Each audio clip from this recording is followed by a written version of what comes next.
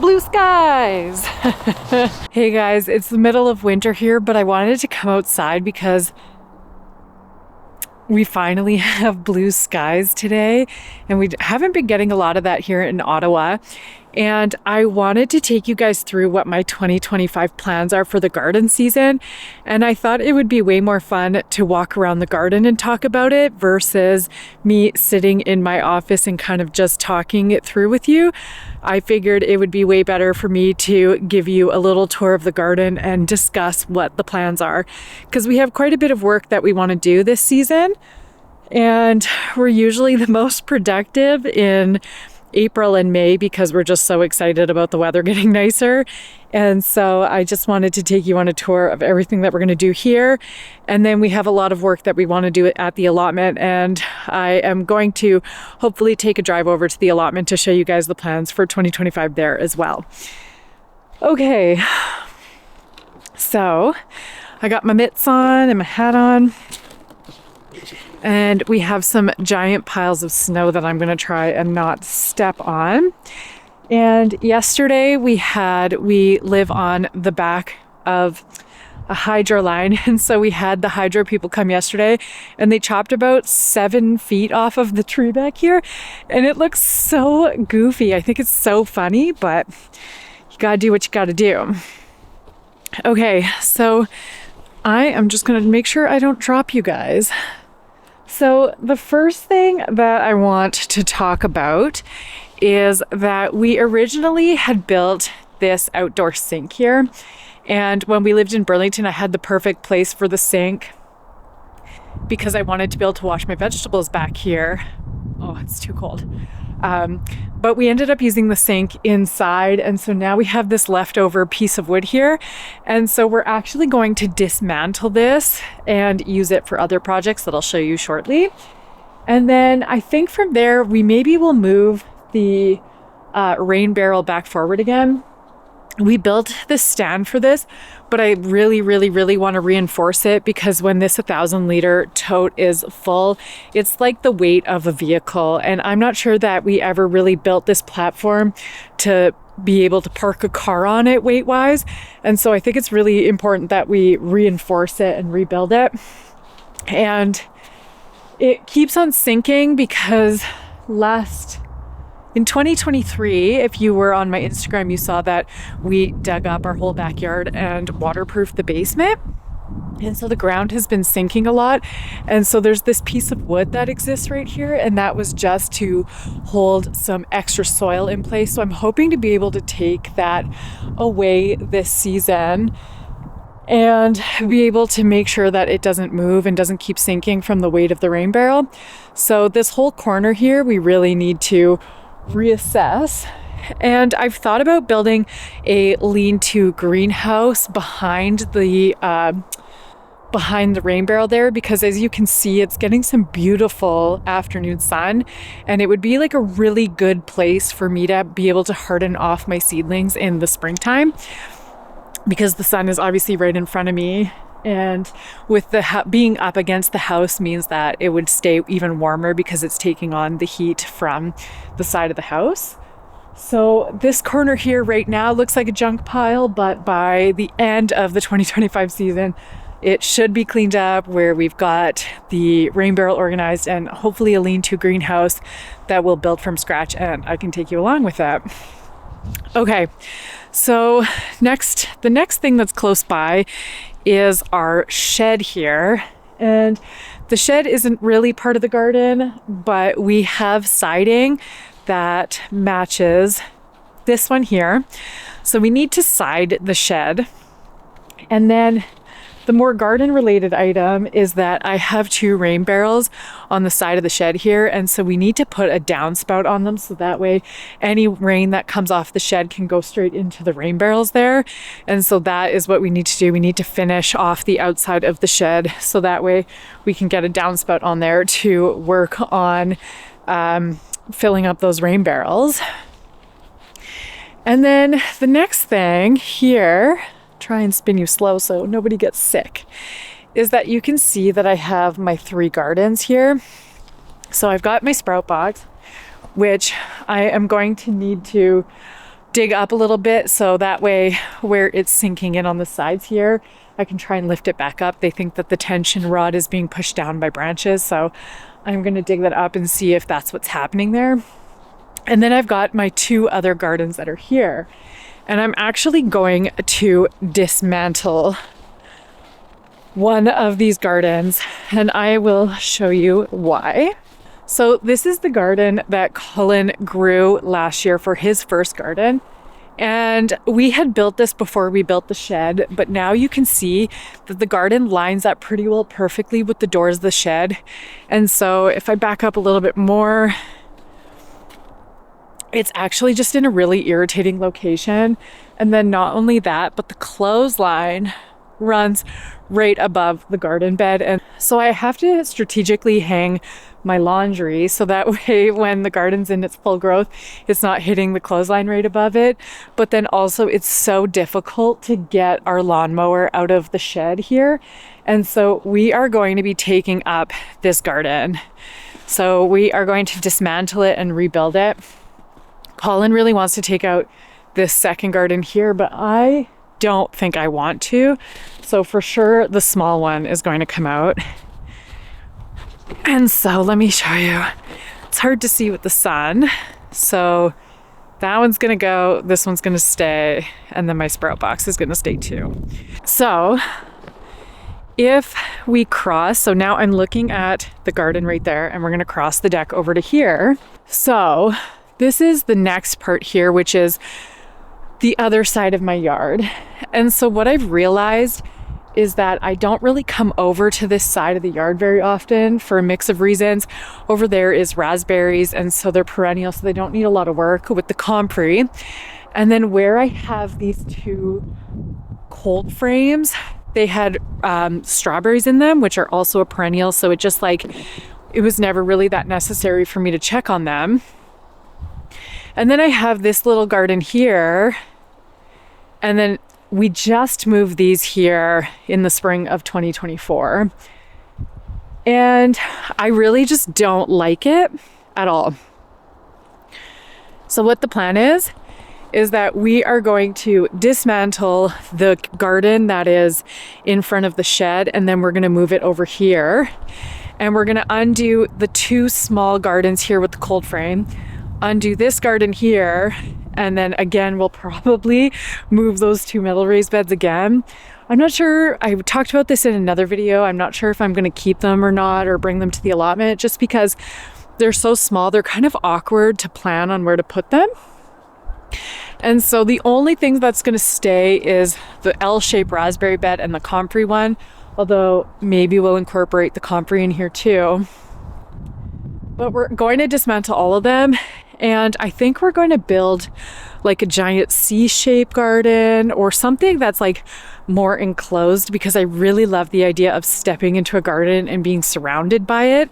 And so I think that's what we're going to do there, but I'm not totally sure, and I'll explain why. I'll just show you. Okay, so you can see here that we only have so much space between the gardens over here and the deck over there. And I'm worried that if we build it too wide, that it's going to be awkward to mow or like move around in here. Because it's already really awkward how it is when you have to bring in the lawnmower or the weed whacker back here. It's super duper awkward with the evergreens. And I wasn't really thinking it through when I put the spaces between the gardens here. So right here, it doesn't really fit the lawnmower there either. So it's another like really good reason to be moving these. And we built these as 2 separate beds. And so the cold frame is sitting on top of them, but you can see there's a gap right there. And so the cold frame doesn't really do its job because there's this massive airflow. Versus in Burlington, we had these really big gardens and we just plopped the cold frame down in the soil. And so the goal is to be able to do that again, because then it creates a seal so that way it stays warmer. And I have the glass frame behind that other one. So this one never ended up putting its glass back on it. So I just didn't really take care of it properly. And if I'm not going to enjoy the garden or care for it properly, then there's no point in having it. So I think it's really important to be able to rebuild all of this. And so I'm thinking maybe like either a big U or a C shape coming across here and then coming in again, and then in the middle of it doing pea gravel or something, so that way I don't need to mow any of that area. And then we have to really decide what to do with this space over here. But that brings me to this corner. And so you can see how kind of dark and blah it is over here. And our cedar trees are dead because there was an old shed that was over here, but it was falling apart and it had like squirrels living in it. And so we tore it down, and it never really gets any sun. And I really enjoy having these cedar trees here because they give a little bit of privacy into our backyard. And so what we're going to do, and this is where I'm coming back to the wood from the outdoor sink, is we're going to use that wood and some other new wood and build a 3-bay compost system in here, because I've really desperately been wanting to compost because of all of the old material from like spring and fall that we need to put somewhere. Like, why wouldn't I turn it into my own compost versus continuously putting it into the yard waste bags and sending it off to the city? And of course, these 2 pieces of furniture are going to the allotment during the summertime. And so is that plastic compost bin, all of that's going to the allotment. So this whole space is going to be cleared up. So we're going to build a really beautiful 3-bay compost system over here. I think it's like the perfect spot for it. And so that is everything for this area. I still don't know exactly how it's going to turn out. I don't have like a full vision of it, but I think as we're building it and measuring it when the weather warms up, we'll get a way better idea. We oftentimes just lay wood pieces around in like a faux version of it just to get a better idea of what it looks like. And so that is what we'll do there, just to get an idea of how big it'll be, how much more soil we'll need. Can we do it with just the wood we have, or do we need to buy more? So that is the plan over there. And then I'm just coming up to the front garden because I don't have a lot of plants out here in the front, but there were a couple things that I regret from 2024. And the first was that I didn't plant any zinnias. I didn't realize just how much I love zinnias until I didn't have them this past year. But the other thing, there's a couple more items here. So the first one is that I built an L-shape garden here. And I don't really know why I did that. But the problem with that is that it's impossible to mow because I have the cherry tree right here. So I'm literally like mowing awkwardly through this L shape. It's just too much. And so I am going to move. I've got black-eyed Susans and some sedum and hellebores over here. So I'm just going to actually build the garden wider to the front and remove that L-shaped portion of it because it's just really awkward. And then the other thing I need to do is I didn't really leave a buffer between the grass, the soil, and the garden. My gardens and flowers go straight up to the grass. And so the grass is constantly growing into the gardens and blurring the lines between where the lawn is and where the garden is. And I don't really want to put edging in because I don't ever want to use plastic edging. But the Corten steel is super expensive. We just splurged and used it in the back, and it just doesn't make sense to use it for how much space we have to grow in the front here. And so when spring rolls around, I want to make sure that we create that proper edging so that way when I'm mowing the lawn, I'm not mowing in my garden and my garden's not full of grass. I don't know what it is, but being outside in the winter, I lose my breath so much faster in the cold than I do in the summer sunshine. So, plus I'm talking a lot. Hey everybody, we are at the allotment. So we're just going to go measure all of the beds, count how many beds we have and measure how big they are. Hopefully you can hear us over the crunching. This person's garden looks like perfect in the winter. Oh, that is nice, eh? Wow. That's the guy that has that amazing garden with all the better than like most people's gardens in the summer. And so we're gonna measure it so that way I can keep going with my 2025 garden plan. So I know how many things I can plant here and take you guys through that. So we're gonna do all the measuring and all of that here today, and then meet you guys at home so that way we can talk about what the plan is in the warmth, because it's been a few days since I filmed in the backyard and we're in a polar vortex today. So it's -12 with a wind chill of -24. I feel that wind chill now. Do you? Yeah, the wind's coming at us now. And but it's better than my parents in Thunder Bay, who is -42 this morning. So I'll take -24 over -42 any day. So anyway, let's get to work. The last two have garlic and onions. And then that one has chives, strawberries, and asparagus in it. Yeah. So we can't really plant in the last two, so then we have the other 8. We just need to measure them and write them down. So you have your phone. Yeah. Okay, so give me a second. Let me grab it. Technically, they were all supposed to be, I think, 2.5. I think we were all 2.5 feet. They're supposed to, but I think they're like really creepy. It's so hard to tell from here. In here, like, this was the water.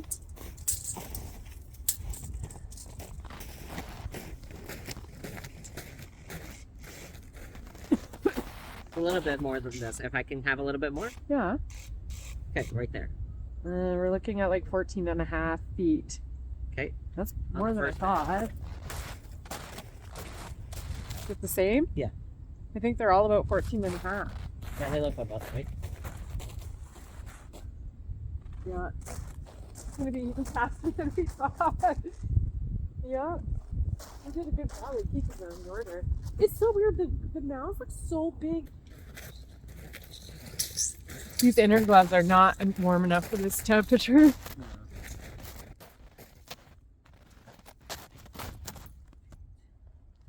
Okay, so 18,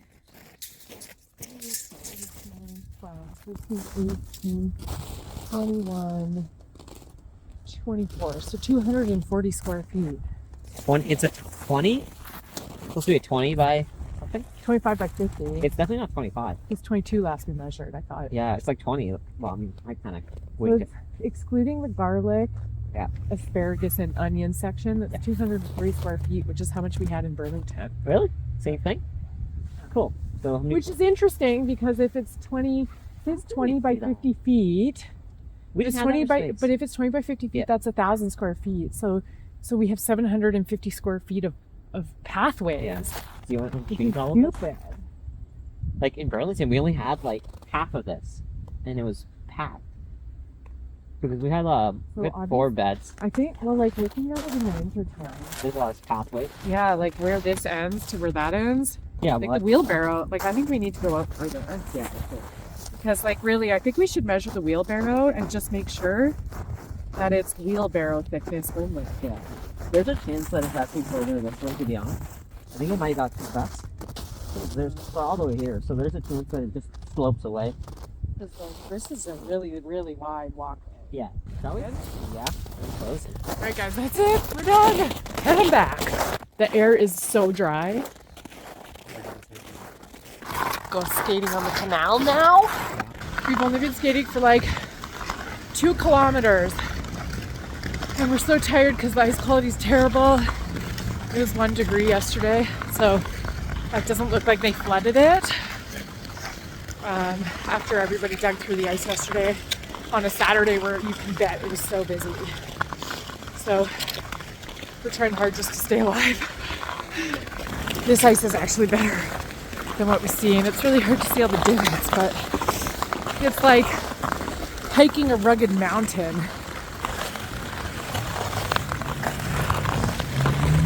There's Parliament and the Chateau Laurier. So we've almost made it to the end. We had 400 meters left when I picked up the camera. Weston. All right, we made it as far as we can go. That's it. Safety reasons. You can kind of see the Ottawa River and the Chateau Laurier there. And then Parliament is back there. Okay, so I am trying to figure out exactly what I want to plant in my allotment. When we went out and measured it, we had 10 rows, but 2 of the rows are filled with onions and garlic, and the other one has asparagus and strawberries on it. So I really have 8 rows, and we're guessing them to be anywhere from 13 to 15 feet, but it was really hard to tell in the snow. So I'm just going to do an average of 14 feet. So if I have them, I have 8 rows times 14 feet times 2.5 feet wide, which means I have 280 square feet to be planting in. So that was about how much square footage I had when I was living at my old place in Burlington, and that was my entire garden space. So to have about 120 square feet here in my backyard and now another 280 square feet means I have way more growing space than I've ever had before. And I'm just trying to figure out what I want to put at the allotment. And so the main thing that I want to do is have low maintenance plants. So I want to plant something that doesn't have a lot of insect pressure or doesn't need to be harvested every day or pruned all the time. And so right now, for sure, I can guarantee that I'm going to have eggplants, peppers, and tomatoes there because they are all really low maintenance and they only need to be harvested at the end of the season. And I'm mostly growing eggplants because I'm obsessed with them. And for the peppers, I'm going to grow a lot of jalapenos because I want to make chipotle. And then we just eat a lot of peppers so I can stick them in the freezer and we can eat them throughout the rest of the winter. I actually just finished broiling some of my peppers from the summer already and we're in February, so it's really cool.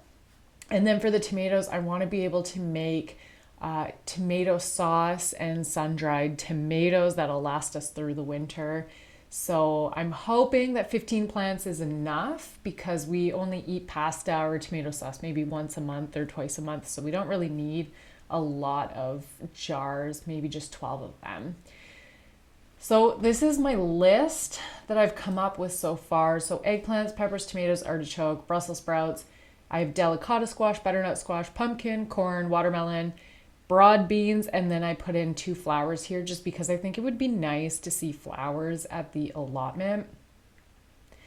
And also just to give an excuse for the bees and butterflies to come over so they can pollinate the rest of my vegetables too, because I want to make sure that I have pollinators coming through, especially for the squash. And so I gave an estimate of how many plants that I think I could fit in there. And if I have a row that is 15 feet long and 2 feet wide, then I should technically be able to put 30 eggplants, 30 peppers into the allotment. And so if I have a total space of 280 square feet, right now I only have 140 plants here. And I know some of them take up more than a single square foot, but I don't think that they all take up 2 square feet each. But this is what I'm going to start with. And then I decided that if I have any space left over, because I really don't want to leave the allotment empty, is I'm just going to grow a ton of broad beans in place of it because broad beans will grow really easily. They require no maintenance and I can freeze them over the winter. And there's not really any animals or pests that eat the plant versus we love growing edamame. So that way we could have that in the wintertime frozen. But that is such a huge draw to rabbits. And so I really don't want to be growing them anywhere where I can't watch them every single day, like in my backyard. So this is what I'm thinking about doing. I've never grown artichoke before and I have 6 plants that germinated. So I'm going to grow 6 and see how big they get. Brussels sprouts, oddly, in the square foot garden guide say that they only take up 1 square foot, but I have seen Brussels sprout plants in like growing in a garden and they definitely require more than a single square foot. And then for the 3 squash, I obviously don't want them to cross-pollinate with each other just in case it makes the fruit come out not quite to type. So I'm going to space them out maybe like since I only have 3 squash, every like second row, but they also are going to sprawl. So we'll see how that happens. I'm going to try and avoid them as much as I possibly can from being too close to each other. and then stick some corn in there because we have the space. I'm not usually a big corn grower. And then my only other thought was that maybe I could plant some potatoes in there, but I'm unsure about digging up the mounds, how much disruption that would cause to my garden. And so I am less sure about adding potatoes, but if you guys want me to grow potatoes, just let me know in the comments. I'm curious if you guys would like to see that. And then of course nasturtiums and zinnias are just fun. And then I have watermelon seeds, so I'm gonna try and grow some watermelon. I do think that the pests might ruin that because watermelon is really big for fruit flies. I've had fruit flies take over them before, and other animals obviously who wouldn't want a watermelon. And so I am going to see if this is enough food for me to fill up my allotment, and worst case, I'm just going to stick a bunch of broad beans in there or maybe something else. I don't know what you guys think is a good mid-season crop if there's a lot of space in there that I can direct sow that requires low maintenance. I also think bush beans get eaten a lot by animals, so I'm less inclined to bush beans, but hit me up with any of your ideas on what is a good plant to stick in the garden that I can direct sow and doesn't have a lot of pest pressure. But otherwise, I think that's what I'm going to do for my allotment. And I'm kind of glad to have this list of plants so that way I know what to start growing, because now that we're in February, of course, I have to start my peppers now, and I needed to know how many pepper plants to be starting. So I'm glad to finally get this garden plan in place, and we will see. I've got my artichoke going, I got my peppers going, or I will start my peppers, and the rest of them I pretty well can wait until March to start, which is exciting that we're getting that much closer. So that is it for my allotment plan. And that's it for this video too. If you enjoyed this video, make sure to give it a thumbs up and subscribe to the channel. And I will see you in this video here. Bye.